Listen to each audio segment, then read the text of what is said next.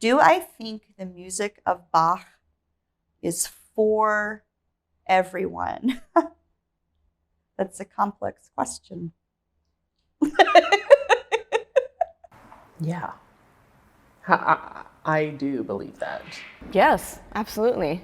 You know, should I come up with why? I'm like, suddenly I think, I wish I had had like 2 days to think about this. It is potentially relatable for everyone on some level. I think Bach is for everybody who wants it. I am strongly in the camp of yes, I do think it's for everybody, no matter how young you are, no matter how old you are. I think if it isn't for everyone, it's a pity that it isn't. I don't think anyone should ever feel badly or forced to think that they should love something that maybe they don't. I mean, it brings up a lot of other questions. I love a coffee cantata as much as a passion, but I think I like that it raises questions. I like that it spurs dialogue. I think there's something about Bach's music that creates a space for truly understanding not just the human element, but our frailty as well as our virtue.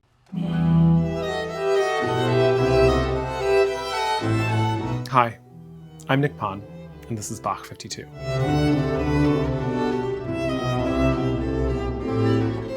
In this episode, I sit down with Dr. Lisa Wong, a pediatrician, a violinist, a co-director of the Arts and Humanities Initiative at Harvard Medical School, and also a past president of the Longwood Symphony Orchestra.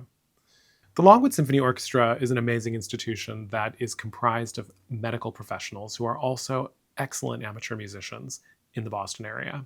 And it has the philanthropic mission of supporting other non-for-profit organizations in the area through its musical work. Lisa and I talked about how she discovered Bach's music as a child growing up in Hawaii, where she learned this idea that music is a playground.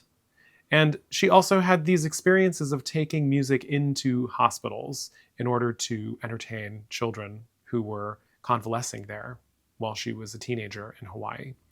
Those experiences inspired her to become a doctor. And she talks about how her musical education and musical experiences and training all continue to play out on a day-to-day basis in her life as a medical professional. We also talk about one of the Longwood Symphony's great inspirations, Albert Schweitzer, who was an organist, a Bach scholar, and a physician. This episode, like the last episode with Chad Smith of the Boston Symphony, was filmed live at Tanglewood as part of the Tanglewood Learning Institute's programming last summer. These events at Tanglewood last summer were concerts with conversation, basically. And so I had the chance again to collaborate with the wonderful members of the Berkshire Bach Society. Unfortunately, for a bunch of very boring logistical reasons, we weren't able to capture those performances that day. So as a substitute, I'm dropping in some films from previous performances, one from a performance with Bach Collegium San Diego, and also one from a performance at Noe Music in San Francisco with the early music group Ruckus. At the end in Tanglewood, we finished the concert with a bonus aria by Dietrich Buxtehude, who is one of Bach's contemporaries. So we've added that as a little extra treat at the end of this episode as well. I'm so grateful to the Tanglewood Learning Institute for their partnership on this episode, as well as all of my other episode partners, Bach Collegium San Diego and Noe Music. I hope you enjoy this conversation about music and healing and music and medicine and the ways in which Bach's music works with our brains and our hearts. I am very excited to introduce today's guest. It's Dr. Lisa Wong. Lisa Wong, MD, is Associate Co-Director of the Arts and Humanities Initiative at the Harvard Medical School. She is a pediatrician, a musician, an arts advocate, and an author. Dr. Wong is a pediatrician at Milton Pediatric Associates and an assistant clinical professor of pediatrics at Harvard Medical School, where she also co-founded and serves as associate co-director of the Arts and Humanities Initiative. She is the past president and a current violinist in the Longwood Symphony Orchestra, the ensemble of Boston's medical community. In 2012, she published a wonderful book, Scales to Scalpels, Doctors Who Practice the Healing Arts of Music and Medicine, in collaboration with writer Robert Villegas. Please welcome Dr. Wong.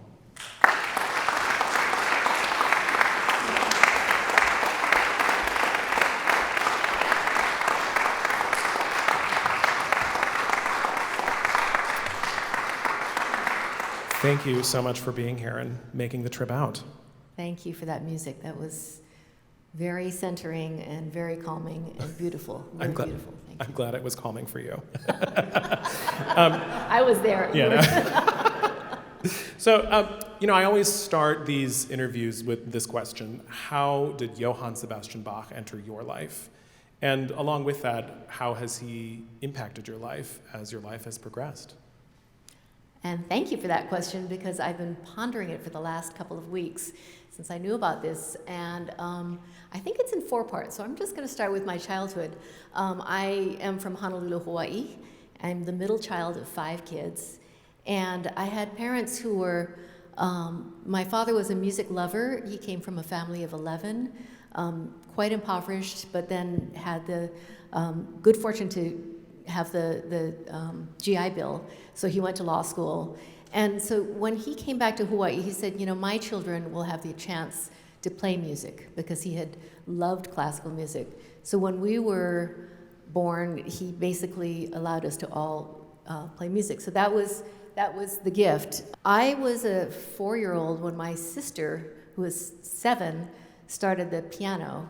And as soon as the itinerant teacher left the house, I would climb up on the piano bench and play everything that I had just heard. So it dawned on my mother that perhaps I should have lessons too. What they didn't figure out was I actually couldn't read music until I was 8. And if something was played by my sister, I loved it and I could play it. And I'd pretend that I was staring at the notes until I got a new teacher who said, here's a new piece. And I said, I hate it. And then they said, well, you haven't tried it. And I said, well, if you play it for me once, I'll probably love it. And they're like, oh, no. And so I grew up with this family of, when I was 8, then when each of us turned 8, we had the gift from my father of choosing a second instrument. So there was none of this psychological, you have to play the piano and you have to play these things. It was like your privilege is to choose another instrument. So the 3 older kids who were violinists, the 4th was a cellist, and the baby of the family said trumpet. So he was really quite out in left field for that. But they didn't know that they were supposed to tell us to practice either, which was great because we all sort of goaded each other to practicing. And it was actually very hard, because if you're practicing something on the piano, somebody from the other room is yelling, that was an F sharp, you missed the F sharp.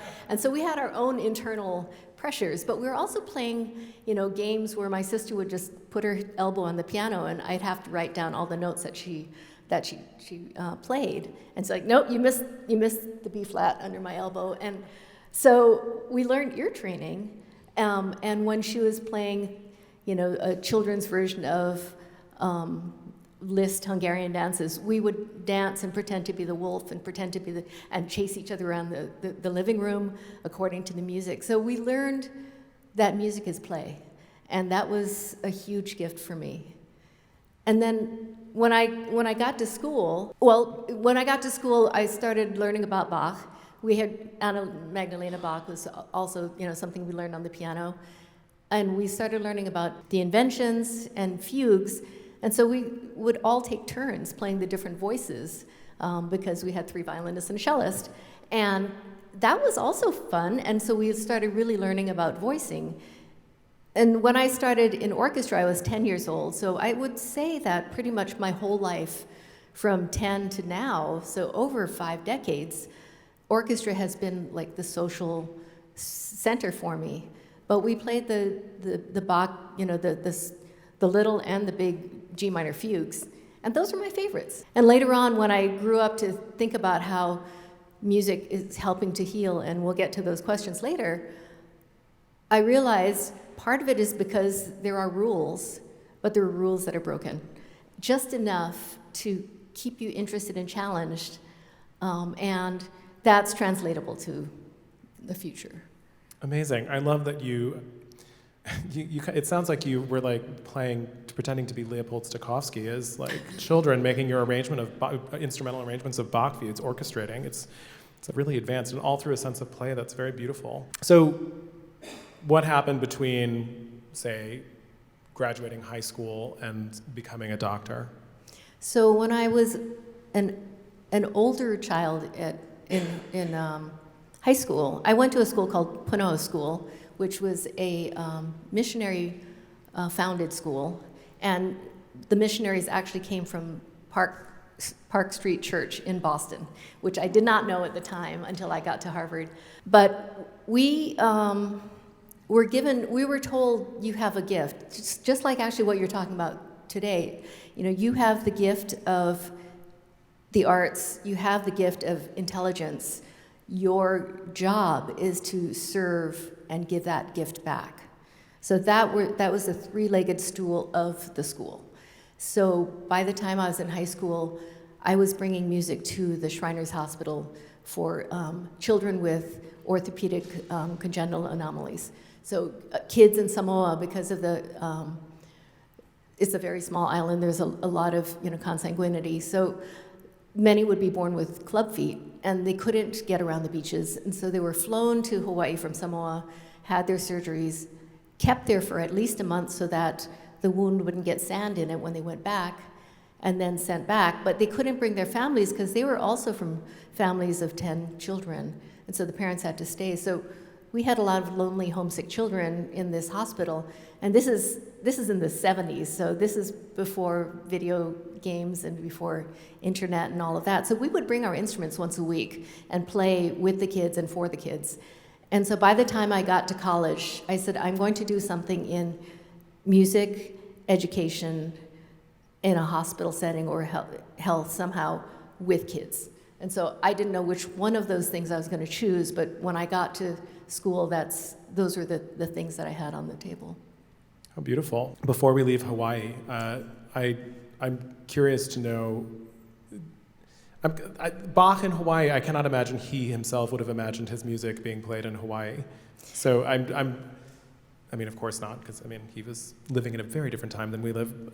But, how did it seem just like a thing to be taken for granted? Was it seem that natural? I mean, you're obviously young people, so you're probably just encountering it as if you'd encounter anything new. But I've been thinking about that because the music of the Congregational churches was brought to Hawaii, and that was when it started. So when I got to college, it was the 150th anniversary of when the missionaries had come to Hawaii from Boston. The music that I grew up in my church were the congregational hymns, which were basically Bach hymns. And also the music of Hawaii, the more modern, not the chants, but beyond that, were 1-4-5. The harmonies were the same. And so we got used to that tonality. So I took music theory in high school, but didn't absorb much. But when I got to college, the placement exam at Harvard was, they give you a tune and you're supposed to harmonize it. So I did. I harmonized it by ear, since that's mainly how I do things. And Louise Voskirchian, who is my professor, who was here at Tanglewood for a long time, she said, there's something about this chorale that I'm wondering a little bit about. It's very nice, and then so she put a figured bass on the piano, and so she said, play this. And so I said, da da da da da da da da. What are those little numbers underneath it? She said, that's what I thought. You don't know figured bass, which is the directions of how to harmonize Bach. And so I was put back into first year theory instead of moved up to second year theory. Dear. Thank goodness. Bach humbled you. He humbles us all, I have to say. Okay, now we're here at Harvard, and just fast forward a little bit. I mean, these three pillars that you're talking about in terms of like having gifts and giving them back to serve, there's something very embedded in Bach's music that is very much in line with that. He was serving his community as he was writing these pieces for a purpose, for a church congregation, and they were all meant to kind of serve a communal purpose.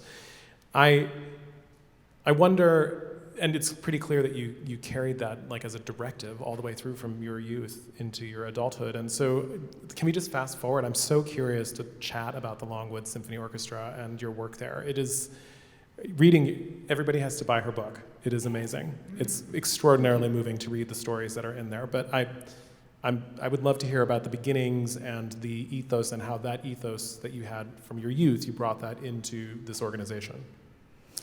Yes, so at Harvard, I didn't end up being a musician, and I didn't end up being a music teacher, and I didn't end up being a music therapist. I did become a pediatrician who played music. So, and then when I got to NYU Medical School, I was down the street from an Episcopal church that played Bach cantatas every week. And so whenever we had time, my friends who were instrumentalists would go and play with them. So that was my, which I didn't remember till I was thinking about all of this. But you know, so Bach was part of that. Fast forward to 1991, I had joined the Longwood Symphony about 3 or 4 years before that. Had just finished my residency at Mass General. I was looking for another orchestra to be playing with, and somebody said, well, there's a new orchestra in town that's medical professionals. You should join that. So we became part of that. The Albert Schweitzer Fellowship, which was the fellowship that Harvard Medical School started to send medical students to Gabon, to Africa, where the Albert Schweitzer Hospital was, to help to provide medical assistance there. It was at a point where they were realizing that Schweitzer and all the work that he did not have to stay in Gabon, in the western part of Africa, but if Schweitzer lived in the United States, what would he do? And what would he focus on in Boston? So my colleagues, Dr. Lachlan Farrow, who's a palliative care doctor, Judge Mark Wolf, who was the chair at the time of the Albert Schweitzer Fellowship, contacted our mutual friend Yo-Yo Ma, and said, let's have a symposium to think about Schweitzer and Bach, and Schweitzer and healing, and Schweitzer in Boston. So he said, well, you should have the Longwood Symphony playing with us then. And so that's how I got brought in. I was the new president of the Longwood Symphony. So this was this beautiful idea, 2 days symposium, taking over every single public space in all of Boston, the public library, the YMCA, Old South Meeting House, all of those places, and involving what we thought Schweitzer would do if he were in Boston: homelessness, domestic violence, HIV/AIDS, children's healthcare disparities. And then Yo-Yo was going to play Bach, and we're going to reflect on the reverence for life philosophy of Schweitzer. So we did that, and Yo-Yo said, therefore, at the end of this, we should have a concert. And if it's a concert for all of these people involved, including staff, patients, and caregivers, then it should be free.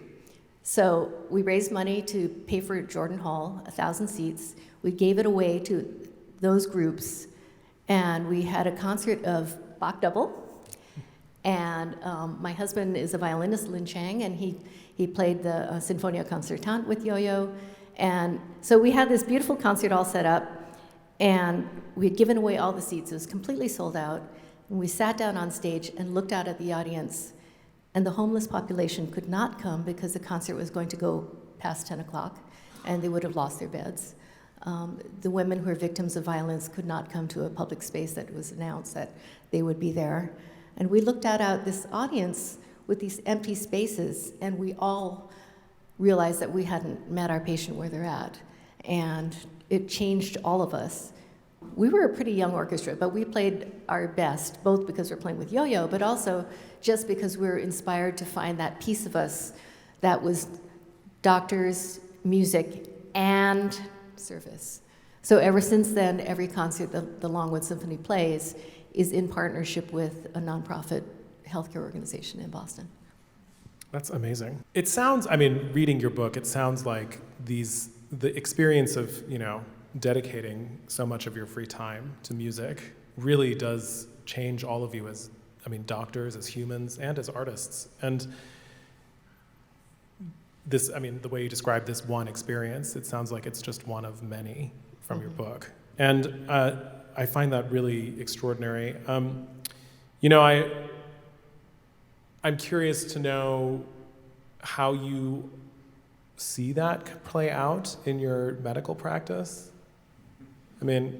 again, it seems so clear to me that it's like this line of Bach and service, and like these sort of principles and the same thing. But I'm curious to see how does it change out in the day-to-day life as a doctor? Well, one of the questions that was raised was, why are there so many of us? Why are there so many doctors who play music? It's not an anomaly, actually. And I started asking, how many of you play music? Or how many of you are musicians? When I talk to my doctor colleagues, and they'd be like, I'm not a musician, I'm a radiologist. But then if I said, how many of you had musical training as children? Almost all of them raised their hands. And then I thought, why? Why is that? And there are many reasons, but the neuroscientists are helping us to understand that that was something that changed our brains long ago when we were just starting out. Even 2 years of musical training, even if you're not the best, just learning how to use your hands in ways that are asking you to use both sides of your body, but also thinking ahead, thinking in small amounts. I was thinking about that when I was listening to that last aria. There was a large beat, there was a smaller beat, and the cellos were saying something. And then there's those teeny tiny notes. Everything is so important for us as doctors as well as musicians to do that. I mean, I can diagnose a baby at 18 months with type 1 diabetes, which I have. I cannot tell that mother that day, when they're 60 years old, we're going to have to be thinking about their retinas. You want to be talking about today's sugars, tomorrow's sugars, next week's, how he's going to manage in school, those kinds of things. But everything is played out at the time that it's played out. So there are larger rhythms and smaller rhythms going at the same time. What a beautiful analogy. I'm hoping that as a pediatrician, you're there for people's growth most of the time. But I would imagine that a lot of your other colleagues in the orchestra are constantly seeing people on the worst days of their lives, or they're delivering them, some of the worst imaginable news. And that has to take a toll. And, I'm curious to know how the musical part of their lives helps with them. There's one beautiful anecdote that I just have to rip from your book, I'm sorry, about one of your colleagues that I actually find really fascinating because it's a doctor who's clearly also a patient in this moment. He's recovering from an injury. And if my memory serves, and I read closely enough, but his quote is, "Music helps me when I'm disturbed, when I'm upset, when I feel inadequate in my work, when I feel cut off from my feelings. Music takes me to an almost guaranteed place of openness and nurturance. After I fractured my elbow and worried if I would ever play the oboe again, I used Bach to repair, Schütz to pray with, and Schubert to cry with. That was the sequence. Friday mornings at the end of my week, that's when I play Bach obligatos. They make me feel renewed and taken care of and in contact with something beyond myself, something beyond my limited world. This music, like the music of Jewish prayer, is a place where I feel I can have some contact with the divine." That's an extraordinary anecdote, and again, it speaks to the power of Bach's music, but I wonder if you could just speak a little bit more about that and share some more stories if you have any. Yeah, that was our dear oboist, Bill, who for years, he was sort of the orchestra's psychiatrist, as well as his using Bach for his own. And when he couldn't play as much anymore, when he got older, I would go over, and other friends would go over and play Bach with him in his home, because he really was so centered on the oboe pieces that are so beautiful in Bach. Well, now, again, a little bit of the neuroscience, we know that there is no single center of the brain that is a musical center, because there is so much of the brain that is involved when you're playing music.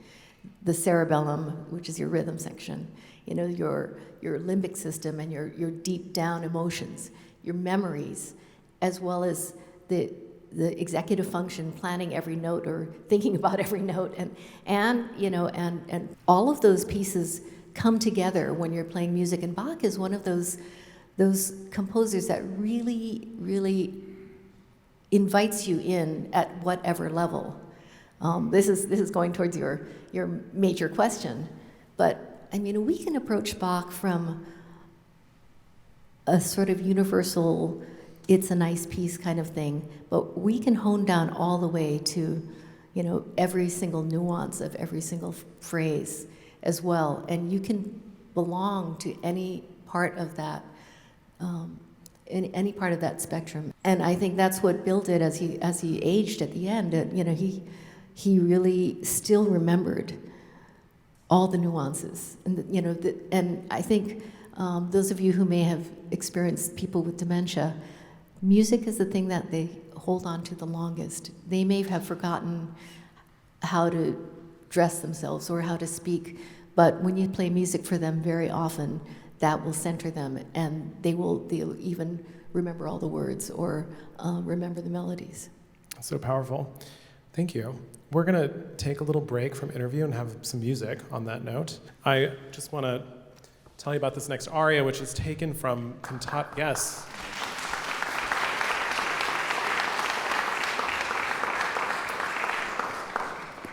This next aria is taken from Cantata 21. There's a note, you know, most of these, as I said, were composed for a specific Sunday. Apparently Bach reused this cantata a few times, and he put a note in there saying it's for quote unquote general use. Yeah, I love that idea. But kind of along this line of, you know, the worst days of our lives and the struggle of life, the reading for the initial Sunday that this was written for is taken from the first epistle of Peter, and the quote is, "Cast all your care upon the Lord, for he careth for you." And this aria, it really grapples with the reality of that concept and the doubt that it can provoke. And it starts with a recitative that asks, "Why have you turned away in my hour of distress, in my hour of torment?" And then it goes on in the aria to describe how this person cannot stop crying because of the pain that they feel. And you'll hear the upper strings just paint these torrents and floods of tears in the most beautiful and elegant way. And I don't know, Bach makes suffering sound really good, unfortunately.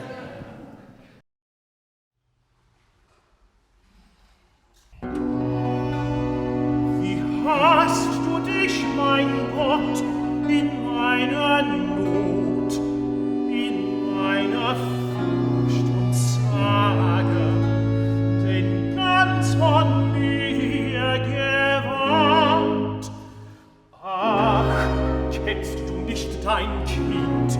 Ach, hörst du nicht das Klagen von denen, die dir sind? Und treu verwandt.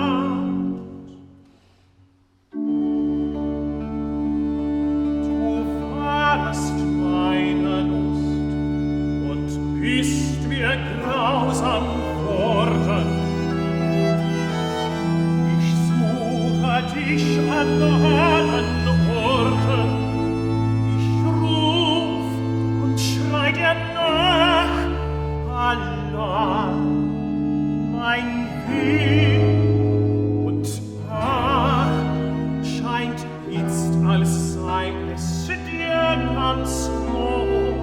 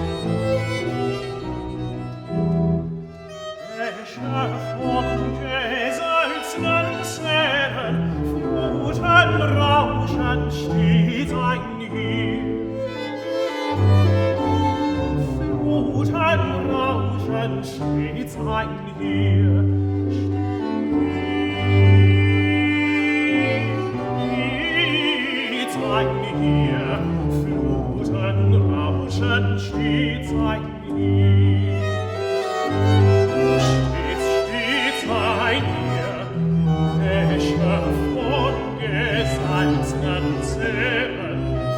Rauschen stets ein Hier. Rauschen stets ein Hier. Ein Hier, stets ein Hier.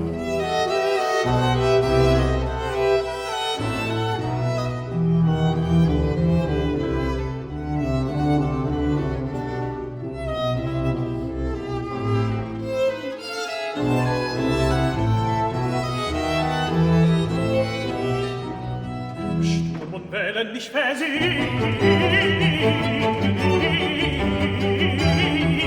Sturm und Wellen mich versiehen, mich versiehen.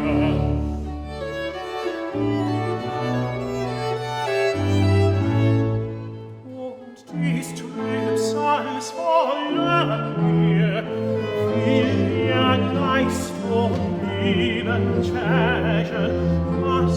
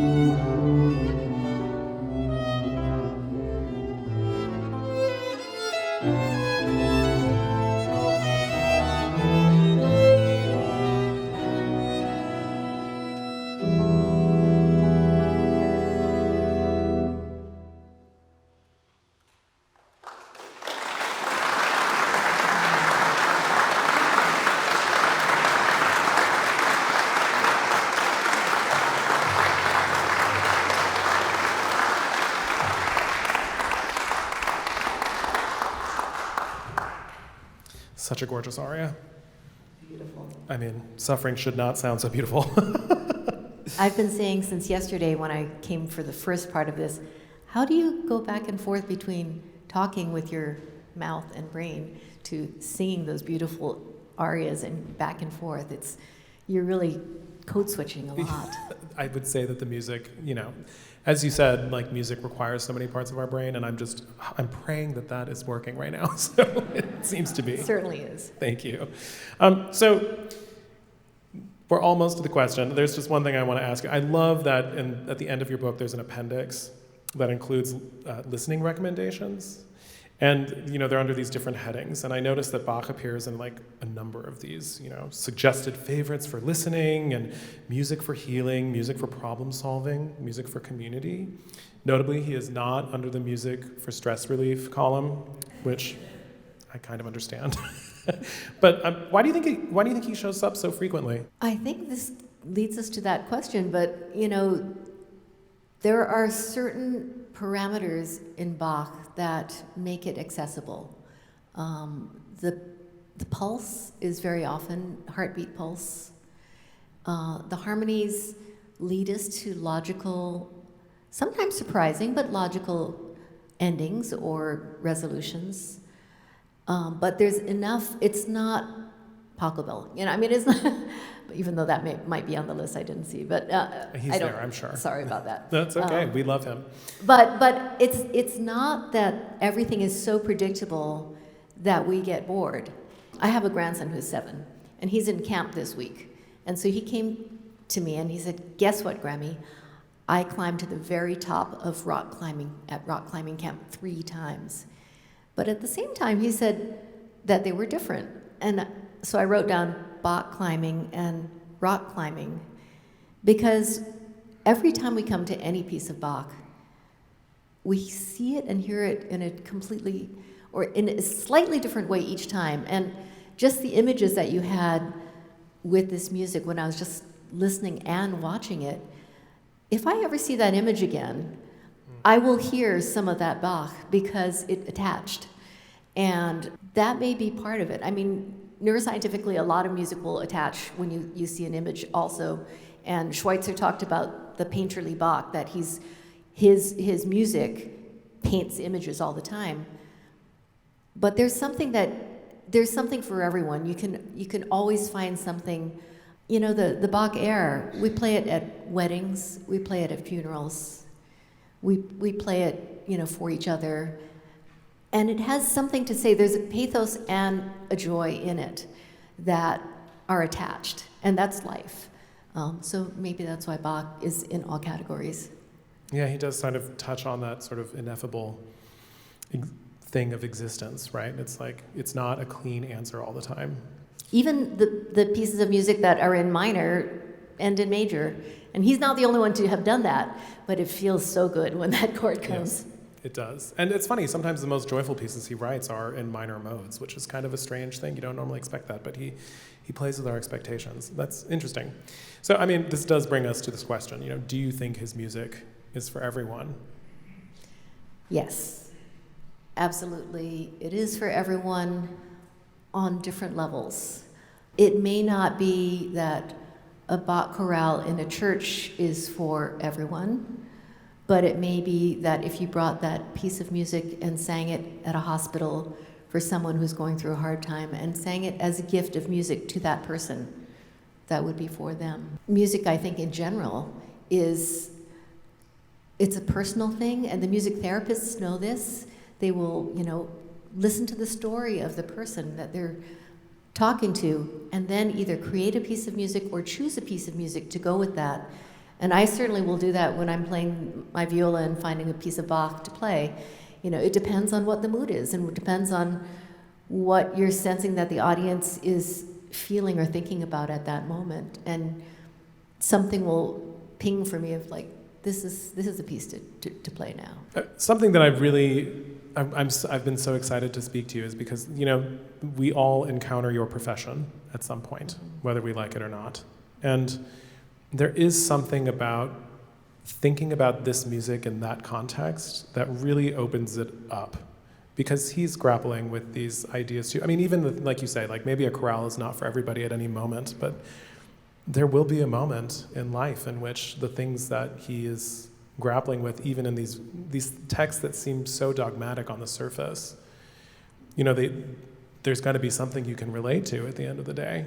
And I think about the words a lot because I have to, as I said, because I'm a singer. I miss the days of just being like, the Bach double is amazing, and I just want to play that until the cows come home. But I don't know. Do you think about that at all? Or? Well, the choral music is what I know the least. So maybe that's a a good thing in some ways, because I love it, but I don't understand it in those ways, and so I'm not grappling with the granularity of those words and those intentions.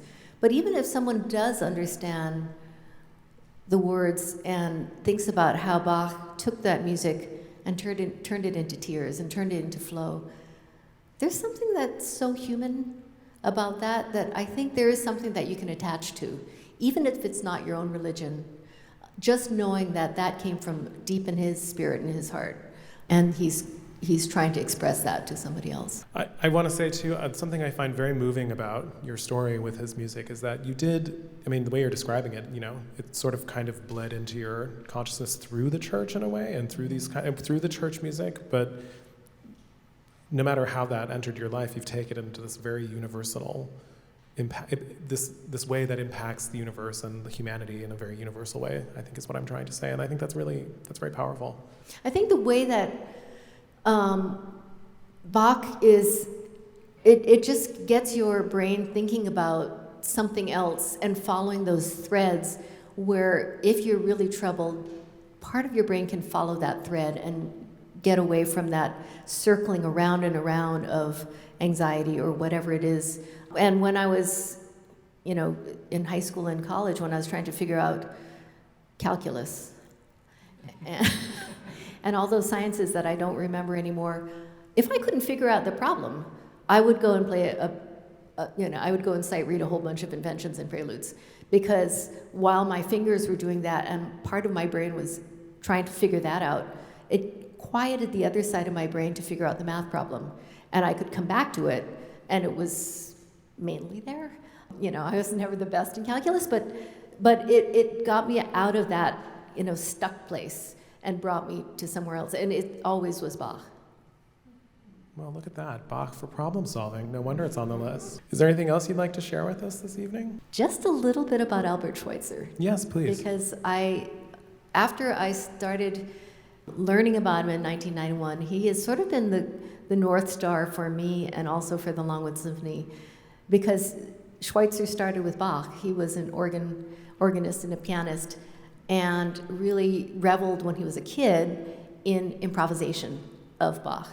And actually, he studied with the father of Charles Munch, who is the conductor here at the Boston Symphony. But he took that, and when he decided at the age of 30 to go to medical school, because he had been a lecturer, a philosopher, a theologian, he said, I don't want to use words now. I want to live my life as the example of service. So he started this hospital, and he called it his improvisation.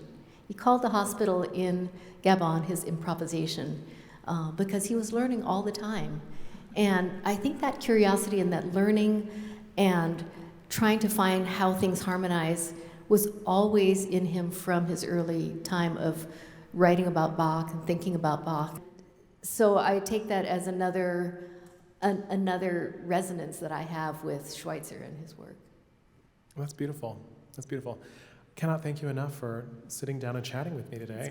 It's been a pleasure. It's been really fun. Yeah. Thank you. Thank you. Thank you.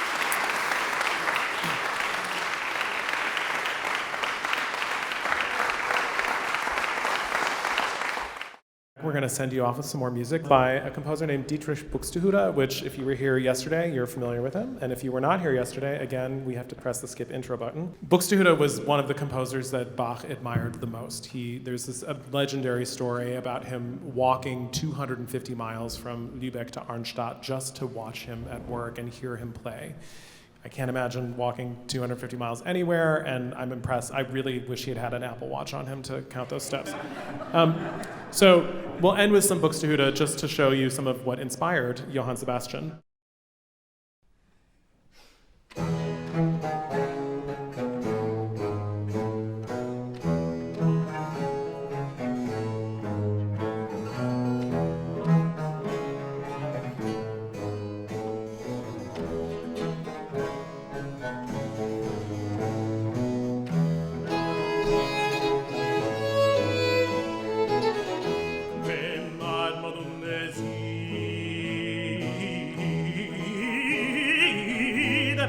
Desidera cerus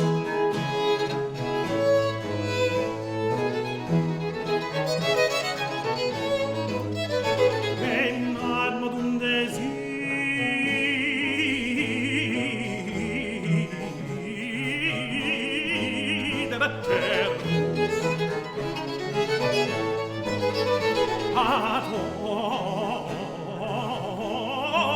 adondes aquarum vita desida damina mea a te Deum.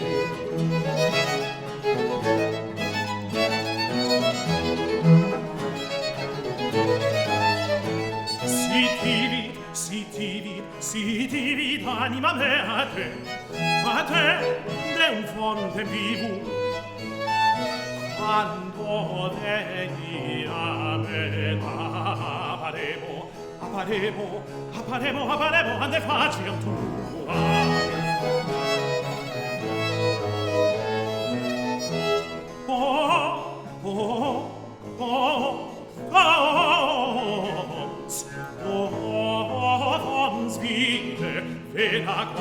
Vena quam viventi quando veniam ad aqua succedinis dulcedinis tue.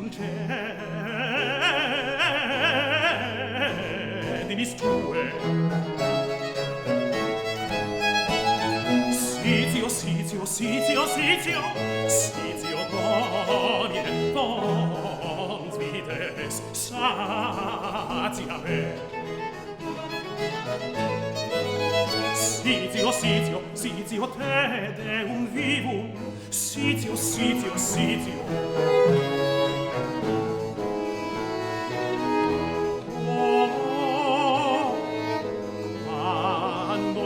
Quando veniam et apparemo,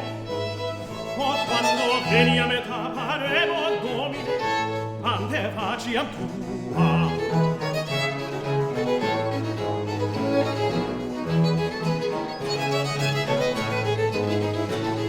Utas me videvo diem vilam, iuguditatis eletitiae, diem fanfeci Dominus exultemus eleternum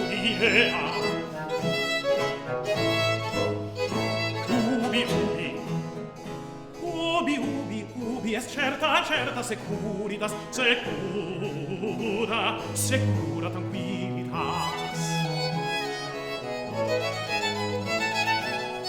et tranquilla iunditas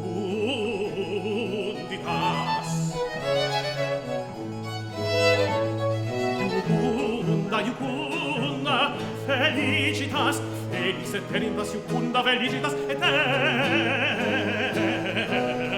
beatitudo et beata trinitas et trinitatis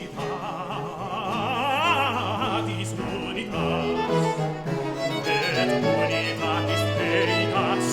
et deitatis beata divisio